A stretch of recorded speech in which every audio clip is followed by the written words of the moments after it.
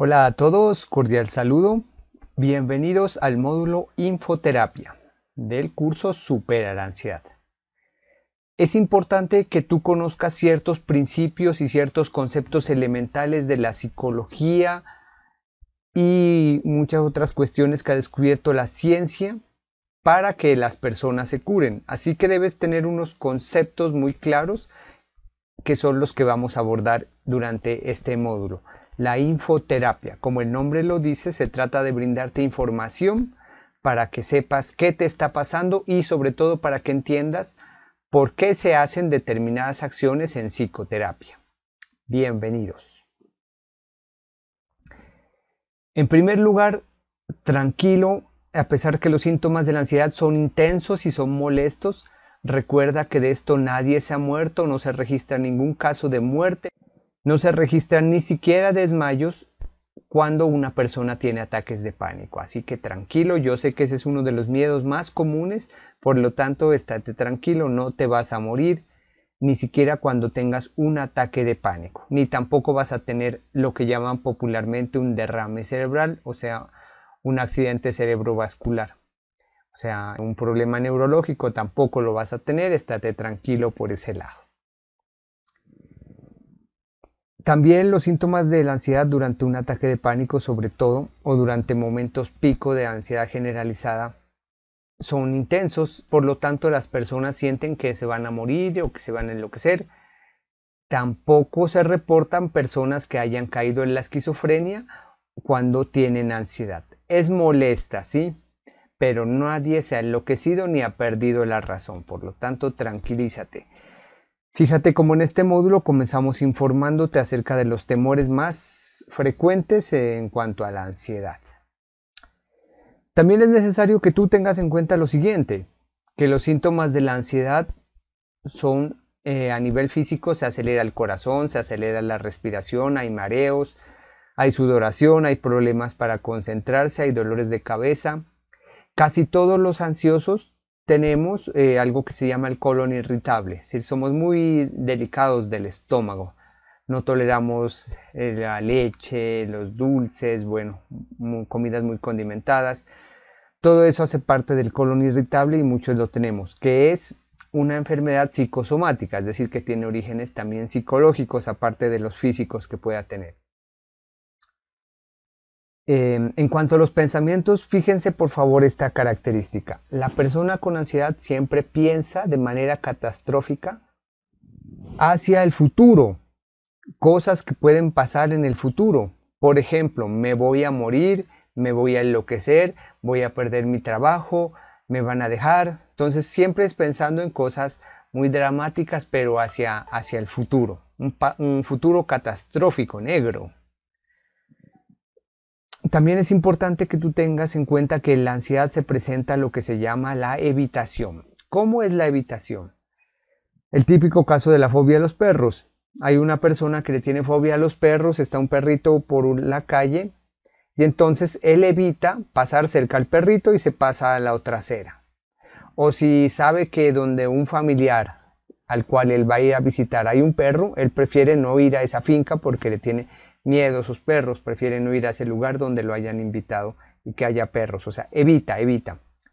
Más adelante te voy a explicar por qué la evitación es un mal negocio, digámoslo así, es una mala técnica, hace que el problema sea grande, en lugar de controlarse, la evitación hace que el problema sea grande.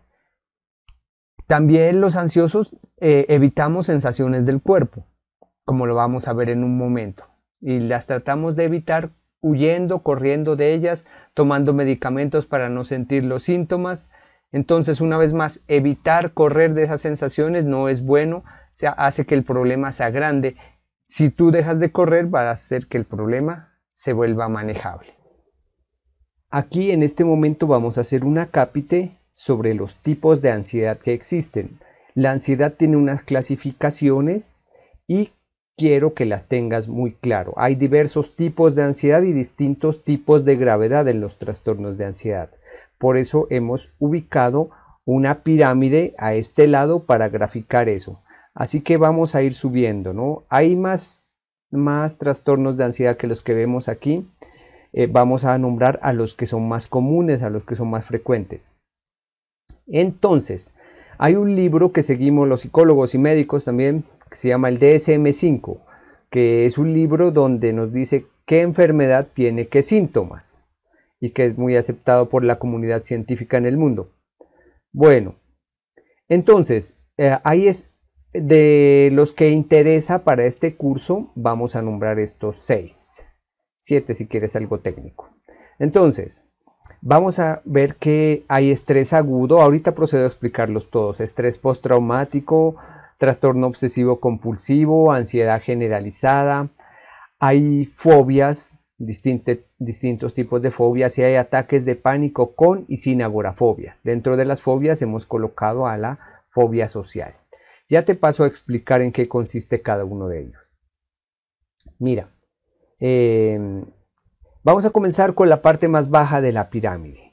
¿Cuál es el estrés agudo? Aunque obviamente es molesto y sin duda genera grandes colapsos en el cuerpo humano. Entonces, el estrés agudo se lo define como cuando las capacidades de nuestro cuerpo son sobrepasadas por las exigencias del medio. Me explico. Por ejemplo, una madre en una casa de familia tiene 4 hijos y entonces va a ser muy difícil que los cuide a todos bien. Van a haber niños jalándole y si todos son casi de la misma edad, de 6, 4, 2 y 1 año, bueno, eso va a ser una locura. Entonces allí esta madre puede sentir estrés, seguramente se va a sentir estresada. Ya sabemos que un bebé humano es muy demandante. Entonces eso es lo que es estrés agudo. Típicamente sucede en cuestiones laborales, ¿no? Cuando tenemos que entregar un informe para mañana y después nos llega otro que es urgente para la tarde, y fuera de eso nuestro jefe se le ocurrió llamarnos la atención, entonces todo eso nos estresa. Y si esto se mantiene durante un largo tiempo, durante 2 meses, 6 meses, 1 año, que yo los he tenido aquí en mi consulta, entonces esto algún día te va a pasar factura. El estrés agudo. Ahora sí vamos a ver el estrés postraumático, que el cine nos lo ha graficado con excombatientes de guerra.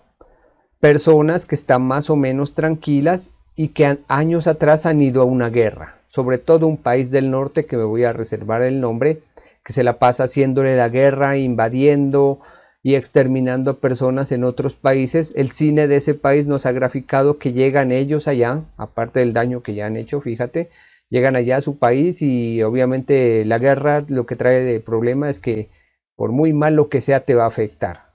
Si has matado a otra persona, si has herido, te va a afectar. Y si has sido atacado también, porque los otros se van a defender, si has sido atacado, eso te va a afectar. Y viene el estrés postraumático. El estrés postraumático, entonces está la persona más o menos tranquila en un restaurante y de repente comienza a recordar el bombardeo o cuando ellos mataron a una aldea de población indefensa, recuerdan el llanto de los niños, la sangre, bueno, y todas esas cosas que ha graficado el cine, y entonces ellos comienzan a actuar como si estuvieran en combate, como si hubiera pasado algo malo. Entonces allí viene el estrés postraumático. Este recordar el pasado se llama el flashback, que se presenta de manera mecánica, un salto al pasado. Entonces esto es el estrés postraumático, y hay falta de sueño, hay ataques de pánico mismo, hay dolores musculares, todas esas cosas pasan en el estrés postraumático. Pero también se ha detectado que una víctima de violación también tiene estrés postraumático, también tiene flashback, recuerda esos episodios, no puede tener intimidad, no puede tener sexo con su pareja, porque aunque así ella no lo quiera y aunque su actual pareja sea absolutamente inocente de eso que le pasó, pues su cuerpo sigue mecanizado ante el hecho que el sexo pues fue algo malo para ella, fue una mala experiencia. Entonces, lo bueno para este tipo de trastorno es que hay una terapia muy buena que se llama desensibilización por movimiento ocular. Entonces este tipo de personas quedan muy bien en corto tiempo con esa terapia que les cuento. Bueno, este es el estrés postraumático. Vamos subiendo en esa pirámide y nos encontramos con el trastorno obsesivo compulsivo, el TOC. ¿Cómo es esto? Sucede y pasa que estas personas tienen una serie de pensamientos que les provoca angustia, que les provoca terror, y hay un acto que ellos lo repiten y les produce calma. Por ejemplo, si no me lavo las manos, ahorita mismo hay unos microbios que me van a comer y me voy a enfermar y me voy a morir.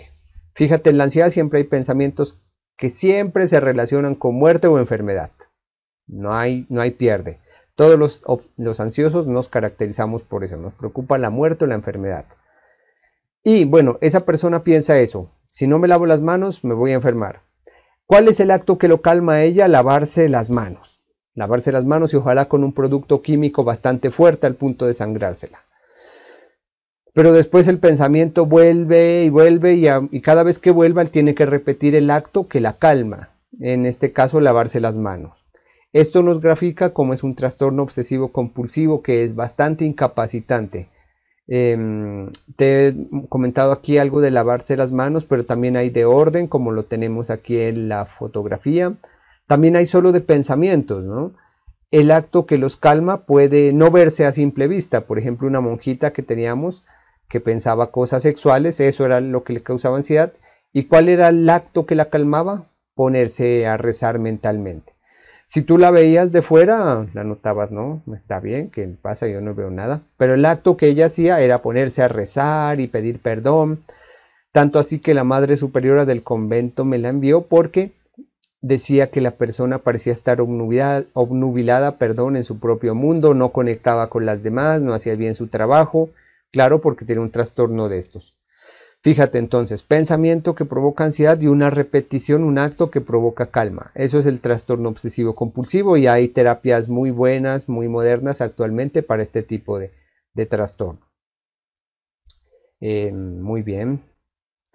Ahora sí, la ansiedad generalizada. Entonces, el trastorno de ansiedad generalizada quiere decir que tú vas a tener ansiedad todo el día, en todas las situaciones, y la persona que está inmersa en ese problema no sabe muy bien por qué. Aunque si va un observador externo se va a dar cuenta de que efectivamente hay un estresor, que hay algo que está atentando contra su vida emocional. Pero las personas inmersas en ello no se dan cuenta y se sienten mal todo el día, como si algo malo fuera a pasar, como si algo malo fuera a ocurrir. Eso es el trastorno de ansiedad generalizada. Pero no llega a ser ataques de pánico. Se mantiene una ansiedad elevada, sí, pero que no llega a erupcionar como en un ataque de pánico. Vamos a ver en este apartado las fobias, que te queden claro. Mira, las fobias ahí en su gran mayoría son específicas a algo. Hay sinofobia, por ejemplo, miedo a los perros, que es lo que vemos aquí en este gráfico. Hay un perrito amistoso y ella se lo imagina como alguien que la va a atacar. Entonces ella se queda encerrada o evita pasar por donde hay un perro. La evitación de aquello que causa miedo es la característica típica de una fobia. Si esta señora tiene miedo a los perros, evita a los perros.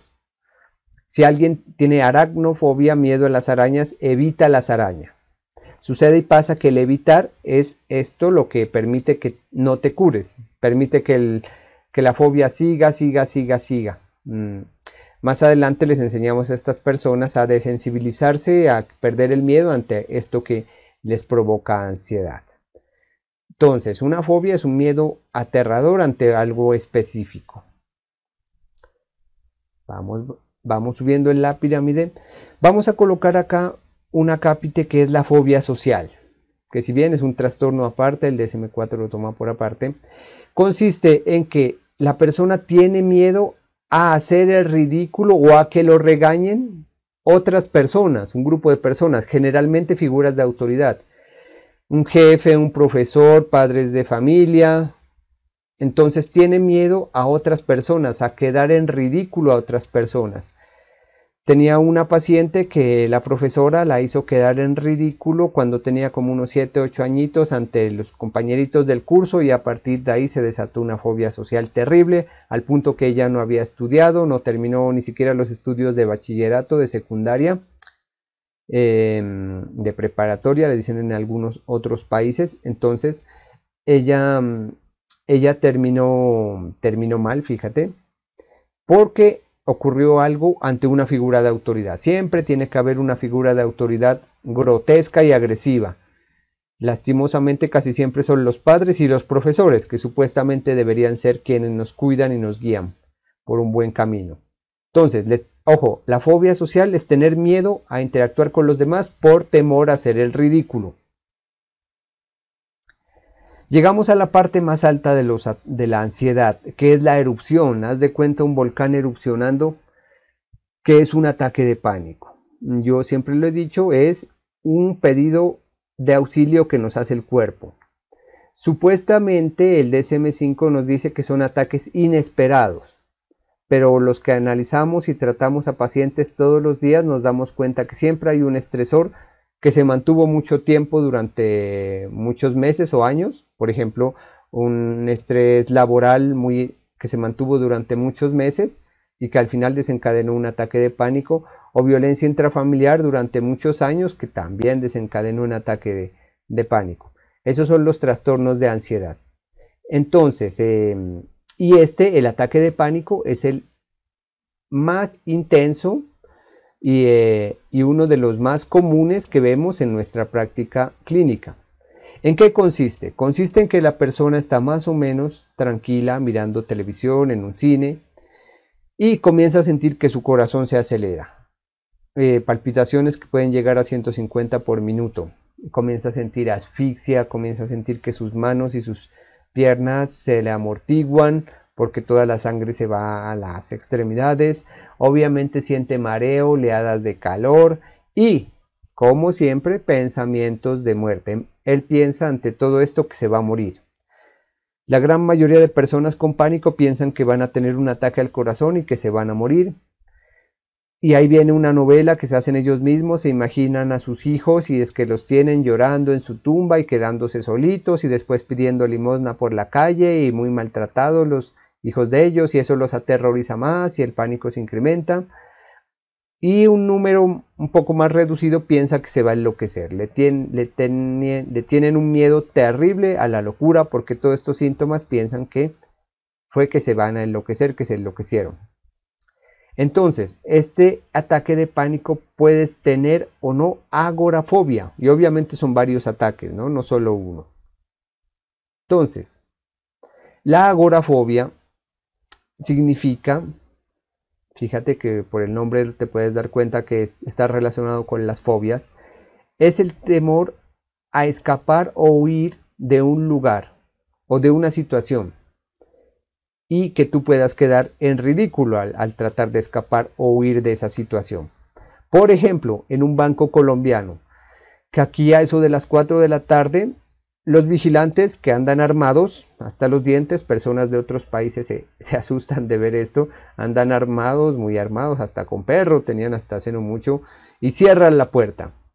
Entonces, más allá de temor a los espacios cerrados, consiste en que una persona pueda pensar: voy a tener un ataque de pánico aquí porque cerraron la puerta, me siento asfixiado, voy a salir, tengo que salir corriendo, pero como está cerrado van a tener que llamar a una ambulancia, todo el mundo se va a dar cuenta y voy a hacer el ridículo, qué horror, dice, y entonces comienza toda esa novela en la cabeza de ellos. Y entonces fíjate que es temor a escapar o huir, perdón, discúlpeme, es encontrarse ante una situación de la cual sea difícil o embarazoso o vergonzoso escapar o huir. Eso es la agorafobia. Una paciente en Perú me decía: yo con mis hijos salgo tranquila, con mi esposo, pues me siento protegida por ellos, pero sola yo no puedo ir al supermercado porque pienso que me va a dar un ataque de pánico de estos y entonces me voy a caer allí en el pasillo y que los demás compradores se van a dar cuenta y que va a llegar el de la vigilancia y van a tener que llamar una ambulancia, entonces qué ridículo, yo cómo vuelvo allá. Entonces eso grafica lo que es la agorafobia. Escapar o huir resulta vergonzoso o difícil para las personas que las tienen, y hay ataques de pánico con y ataques de pánico sin agorafobias. Hay crisis de ansiedad, como le dicen en España también, crisis de angustia también. Entonces, estos son los tipos de ansiedad, de los cuales el más intenso son los ataques de pánico y las crisis de ansiedad. Todos tienen en común pensamientos trágicos e ideas hacia la muerte, hacia la enfermedad. Por lo tanto, es necesario que tú comprendas que la ansiedad viene del miedo. El miedo es una emoción primaria y las emociones primarias ayudan a la supervivencia. Las emociones primarias nos hacen fuertes, nos alejan de los peligros como el miedo, mientras que la ansiedad desmejora nuestra calidad de vida, ya es un constructo cultural. Aquí tenemos un ejemplo clásico del miedo, que es una leona que está persiguiendo a una cebra. Esta cebra tiene miedo, tiene todos los síntomas físicos que mirábamos aquí, se acelera el corazón, la tensión muscular aumenta, tiene sudoración, etcétera, todo para que pueda correr, escapar de esta leona. En 3 minutos o menos, ya esta cebra sabe si fue alcanzada o si pudo escapar y el miedo desaparece. El miedo es temporal, las emociones primarias son temporales, mientras que las secundarias se mantienen demasiado tiempo. Es el caso de la ansiedad. Fíjate que esta señora se encuentra con un perrito y como anteriormente la habían mordido los perritos, ha tenido malas experiencias con los perritos, entonces ella se lo imagina como un perro grande que la va a atacar, que la va a corretear, a pesar que ella es mucho más grande que el perrito y que este perrito parece ser amistoso en realidad. Mira lo que tiene sacado su lengua, no tiene intenciones de atacarla. Pero esta señora al verlo, entonces se imagina que la van a atacar y sale corriendo. Y muchas veces es lo que sucede con los perros. Si tú corres de ellos, activa su mecanismo biológico muy primitivo que es la caza. Ya sabemos que ellos son cazadores, son descendientes de los lobos. Entonces si ven a alguien corriendo, ellos inmediatamente van a hacer por cazarlo. Un efecto paradójico de la ansiedad. Se logra encontrar aquello que tratamos de evitar. En este caso que el perro ladre y que nos corretee. Además los perritos ya sabes que olfatean las hormonas del miedo, los neurotransmisores del miedo, como puede ser el cortisol, la adrenalina, y entonces eso hace que ellos estén alertas. Vamos a ver a quién cazamos. Aunque ese no haya sido el objetivo principal del perrito en su momento, pero si la señora reacciona con gritos, con llanto, corriendo, el perrito es lo más probable que salga detrás de ella corriendo. También es importante que tengas en cuenta, dentro del por qué se origina la ansiedad, que los ansiosos le tenemos miedo al cuerpo. Es más, somos hipocondríacos, es decir, somos muy preocupados por nuestra salud. Siempre pensamos que algo malo nos puede pasar, si tenemos una manchita por acá ya nos imaginamos que es un cáncer, etc. Mira este ejemplo, una persona tiene su primer ataque de pánico y siente que su corazón se acelera, 150 pulsaciones por minuto. Fuera de eso termina en una sala de urgencias, la persona no sabe qué le pasó, siente mucho miedo. Aparte de eso hay una descarga de estos neurotransmisores que hablábamos, que son las hormonas del miedo como el cortisol, la adrenalina, para que tú salgas. Y entonces todo eso hace que el palpitar de un corazón acelerado se asocie con sensaciones desagradables, desagradabilísimas en este caso. Entonces las personas le tenemos miedo al cuerpo. Si nos dio un primer ataque, entonces de pánico estoy hablando, vamos subiendo por unas escaleras y obviamente nuestro corazón se acelera para tener energía para subir por esas escaleras. En principio no tienes ningún ataque de pánico, pero como los ansiosos ya le tenemos miedo al cuerpo, sentimos el corazón acelerado y decimos: oh, qué horror, se está acelerando mi corazón, me va a dar un ataque de pánico y esto es una sensación horrible. Voy a terminar en una sala de urgencias así como la otra vez, qué cosa tan tenaz, voy a llamar a la ambulancia, etcétera, y sale corriendo la persona de ese lugar, con lo cual el corazón se acelera más. Todo eso hace que se vuelva un círculo vicioso y que termines de verdad en un ataque de pánico. Fíjate que todo comienza por el miedo al cuerpo. He citado aquí el miedo al corazón, pero yo sé que hay otros mucho más frecuentes también. Por ejemplo, el miedo a las náuseas, miedo al sentir mareo después de nuestro primer ataque de pánico, miedo a temblar. Todo porque se asoció mediante condicionamiento, clásico se llama técnicamente, esa sensación del corazón al miedo. Entonces, también mediante este proceso de condicionamiento que te cuento, se asocia el miedo a lugares. Es el típico caso de un paciente con ataques de pánico que estando en una sala de cine comenzó a sentir su corazón galopar a 1000 por hora, sentía asfixia, sentía náuseas, temblores, sudoración, las paredes se le hacen pequeñas, tal cual como vemos aquí a este sujeto.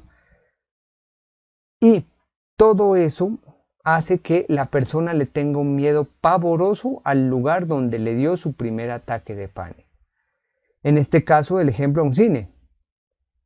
La persona no vuelve a entrar al cine por el temor a que le vuelva a dar allí un ataque de pánico. Erróneamente se asocia con que es el lugar lo que le causa los ataques de pánico. Aunque eso fue casual. Pudo haber sido en tu cuarto, en la casa de tu mamá, pudo haber sido en el cine, en tu universidad, en tu trabajo, donde sea. Es una cosa casual. Ya vamos a ver más adelante por qué es que se desborda esa represa de la ansiedad. Entonces, las personas tenemos miedo a los lugares porque creemos erróneamente que los lugares nos provocaron la ansiedad o los ataques de pánico. Otro caso es de una paciente, este caso es verídico, claro está, de una paciente que siendo médico le dio su primer ataque en un quirófano donde ella estaba operando. Comenzó a temblar, su corazón a 1000 y ella tenía un bisturí en la mano, tenía miedo de hacerle daño al paciente, salió corriendo del quirófano, no volvió a entrar a un quirófano y con eso perdió su trabajo, después le dio un ataque de pánico en su consultorio médico, no volvió al consultorio médico. Erróneamente esta paciente pensaba que era el lugar, el consultorio médico o el quirófano aquel que le provocaba ataques de pánico. Y fíjate que vamos a ver más adelante no es así. Sobre todo en el módulo 2 vamos a ver por qué se originó eso y cómo podemos derrotarlo. En cuanto a los pensamientos, como te decía, los pensamientos de la ansiedad, valga la redundancia, son hacia el futuro. Me va a dar un ataque de pánico, me voy a morir, me estoy asfixiando. Estos se llaman técnicamente en psicología pensamientos automáticos.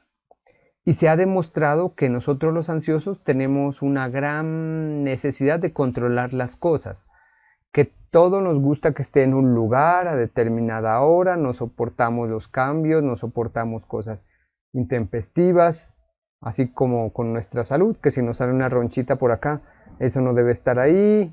Y buscamos ayuda médica, ni siquiera esperamos unos días a que se pase, sino que inmediatamente buscamos médico. Nos gusta el control. Esto es lo que se ha determinado que nosotros los ansiosos tenemos. Ahora cada persona trata de controlar las cosas a su manera. Algunos tratan de controlarlo con su cuerpo, a través de las enfermedades, muy pendientes de ella. Otros a través del trabajo. Muy bien, vamos a ver. Y con eso evitamos que fluyan las cosas. Ahora sí te voy a contar que la ansiedad aparece por una buena razón, o sea, no se trata de algo que fue espontáneo, no se trata de algo que fue al azar. Fue algo que sucedió y se debe a que tú venías acumulando miedo y estrés desde hace ya mucho tiempo. Haz de cuenta que la ansiedad es una represa y esa represa explotó algún día porque el nivel de agua, en este caso de ansiedad, sobrepasó la capacidad de la represa y explotó en un ataque de pánico. Esta represa, como te digo, se fue llenando de agua, de miedo, de aprehensión, de temores, e indica que tu vida necesita unos cambios. Algo estás haciendo mal, mi querido amigo, mi querida amiga. Esto se entiende mucho mejor a través de un ejemplo, y es el caso de nuestro amigo Ernesto. Ernesto, quien de niño tuvo violencia intrafamiliar, de 0 a 3 años, estamos hablando, primera infancia, un poquito más. Su papá llegaba borracho, le pegaba a él, a su mamá, era un padre autoritario, le exigía que saque buenas notas en el colegio, si no lo castigaba. Tenía que ocupar los primeros lugares académicamente en cuanto a notas, si no venía un castigo muy fuerte para este niño ya cuando creció y estuvo en su escuela. Él hacía las cosas porque le tocaba, porque tenía que llenar las expectativas de otras personas. De tal manera que Ernesto creció con este esquema, sin duda era el de los mejores estudiantes, pero era una persona con muchos miedos, muchos temores. De grande se logró graduar de la universidad, era un administrador de empresas y lo contrataron como gerente de una importante empresa en la ciudad. Él no delegaba, a pesar de que tenía portero, mensajero y secretaria, todo lo hacía él. Si había un invitado especial, bajaba él a recibirlo. Si tenía que entregar una carta o una cotización, iba él personalmente, no confiaba en el mensajero. Si tenía que hacer algunos oficios, si tenía que hacer algunas cuentas, no confiaba en el contador, las hacía él mismo. Por lo tanto, tal como vemos aquí en la imagen, él vivía ataviado de trabajo, trabajo y trabajo. Llegaba a su casa casi a medianoche, era el último en salir de su empresa. Fuera de eso llegaba a seguir trabajando, a seguir preparando documentos, reuniones, etc. Se dormía a las 2 de la mañana para poder hacer frente a ese nivel de vida. ¿Qué fue lo que hizo nuestro amigo Ernesto? Comenzó a tomar las famosas bebidas energéticas, que como tú lo sabes, son bebidas que tienen una altísima dosis de cafeína para que tú estés despierto. Eso hizo él. Fuera de eso abandonó a su familia, a pesar de que tenía una esposa, unos hijitos, no los miraba, como te digo, llegaba muy tarde. Los fines de semana seguía trabajando. Fuera de eso abandonó a sus amigos, ya no iba a verlos. Así estuvo durante un mes, dormía 4 horas en promedio, casi a las 2 de la mañana, a las 6 se levantaba y se iba de nuevo a trabajar. Tras un año de estar con este ritmo tan frenético, tan endiablado, diría yo, de trabajo, un día tuvo su primer ataque de pánico, estando en su trabajo. Comenzó a sentir que su corazón se aceleraba, que le faltaba la respiración, pensó que le iba a dar un ataque cardíaco por la intensidad de los síntomas. Tenía ideas de muerte, de que se iba a morir, le daba temor a exponer y a los espacios reducidos. No cabe aclarar que después de su primer ataque, él enseguida terminó en una sala de urgencias, como le pasa a muchas personas con ataques de pánico, donde los médicos le hicieron 1000 exámenes y no encontraron nada físico. Le dijeron: es solo ansiedad, pon de tu parte. Yo sé que muchos han escuchado esas frases. Entonces, te comentaba que él tenía miedo a exponer. Él empezaba, por su trabajo, él tenía que exponer sus ideas ante socios, ante clientes, ante trabajadores. Y estando en una de esas reuniones, le dio un nuevo ataque de pánico. Y lo mismo, él salió corriendo a urgencias, pensaba que se iba a morir. La reunión, por supuesto, se acabó y no quería volver a exponer. Pensaba que estar exponiendo ante los demás, y pensaba que la sala de juntas era la que le provocaba los ataques de pánico. Él trataba de evitar ir al trabajo después de eso. Imagínate los problemas que ya se le fueron gestando a este amigo Ernesto. Le tenía miedo a los espacios reducidos. Ernesto me preguntaba: ¿por qué tengo ataques de pánico? ¿Qué es lo que sucede? ¿Por qué me ha dado esta maldición a mí? ¿Por qué se ensañó la madre naturaleza conmigo? Y entonces, para cualquier persona que esté fuera, que sea externa al caso, es muy evidente lo que sucede. Pero cuando nosotros estamos metidos en el problema, tenemos muchas implicaciones emocionales y hacen que no pensemos con claridad.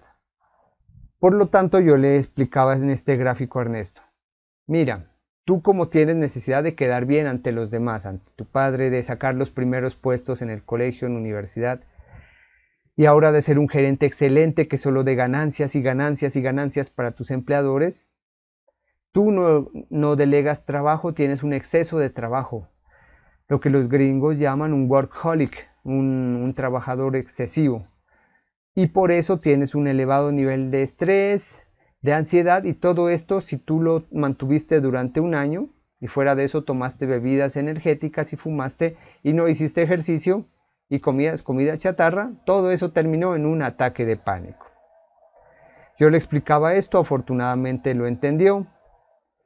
Todo esto es para decirte que A nivel psicológico, tal como lo vamos a hacer en tu caso y en todos los casos, en el primer lugar nosotros utilizamos para la terapia unas herramientas de control de los síntomas físicos, del corazón, de la asfixia, de los mareos, etc. Allí te damos infoterapia, que es precisamente lo que estamos haciendo ahora, y te calmamos la ansiedad. ¿Cómo? Te enseñamos a respirar de manera lenta, abdominal, anti-hiperventilatoria. Se llama esta manera de respirar. Y con eso se te pasan los síntomas físicos, por lo menos. Te enseñamos a controlar los pensamientos sobre muerte, como tenía Ernesto: yo me voy a morir, voy a dejar a mis hijos solos, mi papá qué va a decir de mí. O de locura, que hay algunos que piensan que se van a enloquecer y se imaginan ya en el hospital psiquiátrico, encerrados con camisa de fuerza, que es la típica imagen que nos ha vendido Hollywood de un psiquiátrico, que en realidad no es así. En primer lugar, los pacientes ansiosos, muy pocos terminan hospitalizados. Ya cuando no hay nadie que los cure, que los cuide, terminan en el hospital, pero precisamente para cuidarlos. Y en el día de hoy no se encierra nadie a la fuerza, ni hay camisas de fuerza, hay medicinas muy potentes para algunos casos extremos, que no es el caso de la ansiedad. El caso de la ansiedad es un caso que se trata ambulatoriamente si es que requiriera de ayuda psiquiátrica. Bueno, yo me concentro en la ayuda psicológica. Entonces yo te enseño a controlar esos pensamientos de muerte o de locura. También yo te enseño a controlar la ansiedad mediante la relajación y te enseño a hacer las paces con tu cuerpo. Que ya no le tengas miedo al corazón acelerado, ni a la asfixia, ni a los mareos. Es importante recalcar aquí que la meditación es una herramienta científica muy potente que te va a ayudar a disminuir las revoluciones de tu cuerpo. Mira que una persona normal, digámoslo así, anda en estas revoluciones metabólicas de pensamientos, y un ansioso anda de esta manera, anda hiperrevolucionado. La meditación hace que volvamos a nuestro ritmo normal. Ya te vamos a enseñar eso en el módulo 3, desde el módulo 2 te vamos enseñando.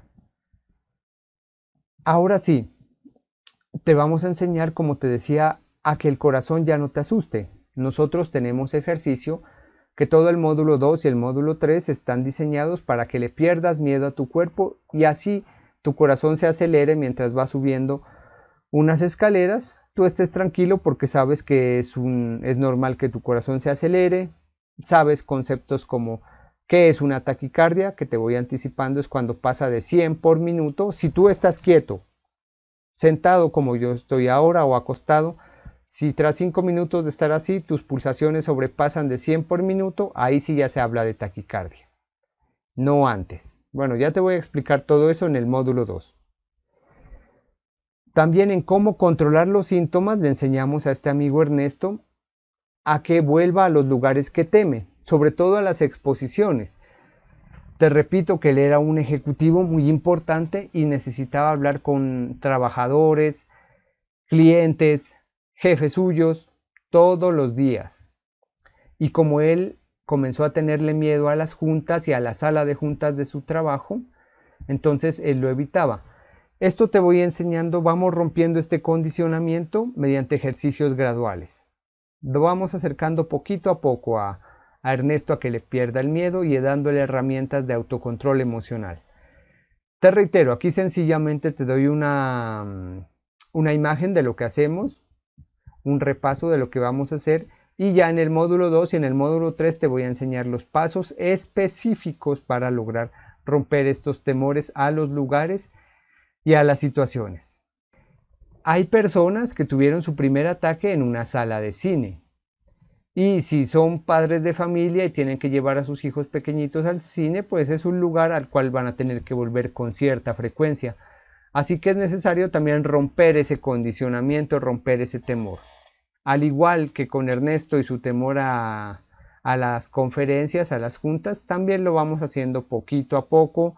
Te vamos dando herramientas de autoayuda y te vamos enseñando cómo acercarte al cine y que después puedas volver a disfrutar de estar con tus amigos, con tu familia en una película. Te reitero, estas son las herramientas para controlar los síntomas. Pero te pregunto, ¿qué pasaría si Ernesto sigue con su ritmo de trabajo actual? Durmiendo 4 horas, tomando bebidas energéticas, comiendo comida chatarra, sin familia, sin amigos, solo concentrado en su trabajo y en su estrés. ¿Será que se cura de la ansiedad? ¿Será que incluso si un médico psiquiatra le receta una buena medicina, será que él va a estar curado de la ansiedad? La respuesta se cae de su peso, no. A Ernesto y a todas las personas tenemos que enseñarle cuál es la solución de fondo de su problema. Esto varía de sujeto en sujeto, de persona a persona.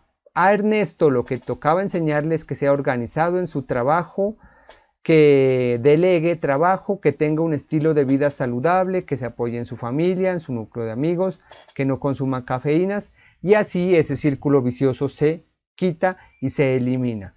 Si no quitamos este ritmo de vida frenético que él lleva y que se impuso porque él tiene una autoobligación autoimpuesta, que es quedar bien ante los demás, que siempre hacer lo mejor, pero por los demás, no por él. Desde niño te recuerdo, su papá lo castigaba si no sacaba las mejores notas. También ese es otro elemento que nosotros vamos a quitar en el caso de Ernesto. Es decir, sus pensamientos, su forma de pensar, a la par, nosotros los psicólogos tratamos de eliminar las ideas de fondo que hacen que la ansiedad se mantenga. Esto es todo va unido, fíjate, de que él sea tan excesivamente trabajador. Al unísono, los psicólogos cognitivo-conductuales tratamos de eliminar los pensamientos que hacen que las personas mantengan con ansiedad. Recuerda que Ernesto trataba de quedar bien ante los demás, de ser obsesivo, y entonces nosotros encontramos que él tenía unas ideas centrales que era: tengo que agradar siempre a los demás. Hay algunos otros casos que las ideas son: estoy indefenso, tengo que controlarlo todo. Te repito, varía de persona a persona. Entonces, estas soluciones de fondo van unidas siempre, pensamientos y estilos de vida saludables. Si no logramos que tú cambies tu forma de pensar, tu forma de interrelacionarte con el mundo, la forma en que haces las cosas, tú vas a seguir teniendo ansiedad. Vamos a descubrir más adelante en el módulo 2, te voy a decir cuáles son esas ideas que tú tienes, cuáles son tus ideas centrales. Vamos a tratar de descubrirlas. Finalmente, recuerda que haz con cariño, con mucha pasión y dedicación las actividades que dejamos en cada módulo. Cada módulo tiene un ejercicio. Por lo tanto, yo te voy a proponer esta actividad. Cada día al levantarte, ojalá frente a un espejo, tú te vas a decir: hoy día voy a hacer las actividades de este módulo 2 que estoy haciendo porque sé que son para mi beneficio, me voy a curar. Además, recuerda que son fáciles y gratas de hacer. Tú te vas a decir todo eso frente al espejo y así te vas a programar. Ojo, al iniciar el día. Como siempre, motívate, piensa en avanzar al comenzar el día. Al comenzar el día, visualízate haciendo las actividades de este curso. Entonces, esto ha sido el módulo de infoterapia. Espero que te haya quedado claro. Cualquier duda o pregunta, por favor, la haces a través del formulario para ayudar a nuestros clientes o te comunicas por el correo de asistencia para este curso. Con mucho gusto te vamos a responder. Te agradezco tu atención y ánimo. En el módulo 2 te voy a enseñar cómo vamos a comenzar a controlar esas sensaciones desagradables. Más adelante, en módulo 3, te voy a enseñar cuáles son las soluciones de fondo que tu vida necesita. Gracias por tu atención. Nos vemos en el módulo 2. Alto un momentico, por favor, todavía no te vayas. Te voy a solicitar el favor que respondas un cuestionario para saber cuánto has aprendido sobre este primer módulo que es infoterapia. ¿Cuánto has aprendido sobre ansiedad? Vamos a hacer unas sencillísimas preguntas para que tú las respondas. Vas a encontrar un cuestionario como este que aparece aquí.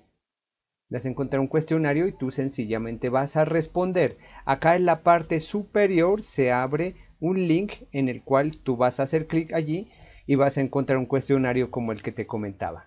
Entonces es muy sencillo, tú anotas tu dirección de correo electrónico, tu nombre y tu apellido y comienzas a responder. Es un cuestionario de opción múltiple, es decir, tiene una pregunta y 4 opciones de respuesta, que yo sé que has hecho varios así en tu vida. Entonces, ¿para qué hacemos esto? Para ver si has comprendido los principios elementales de la ansiedad. Una vez hayas contestado todas las preguntas, le das clic en enviar. Bueno, y después, ojo, esto es muy importante, después te aparece una retroalimentación, te dice qué puntaje sacaste. El puntaje mayor que puedes sacar es 10.